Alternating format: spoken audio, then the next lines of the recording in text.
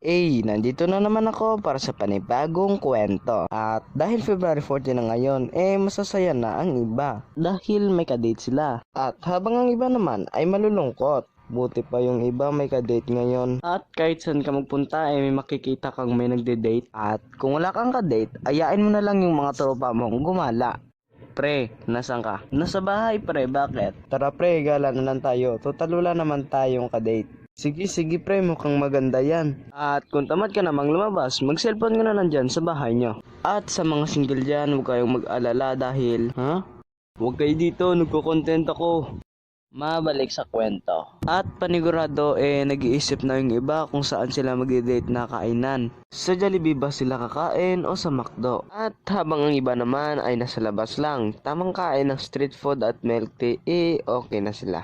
At kung gusto mo naman makatipid, bilan mo na lang ng bulaklak ang jowa mo. Mas maganda talaga kapag wala kang jowa. Kasi wala kang jowa na lagi tinutoyo at hindi ka magmumblema kung saan kayo magde-date o kakain. At yung tipong ikaw lang isa yung walang jowa sa mga tropa nyo, tas lagi ka pang inaasar.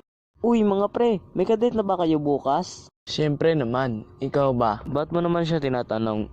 Panigurado na wala naman niyang kadate. Porket nagka-jowa lang kayo, ang yabang-yabang nyo na. Di rin kayo niya nagtatagal. Pagtatawanan ko talaga kayo kapag nag-break kayo ng mga jowa nyo.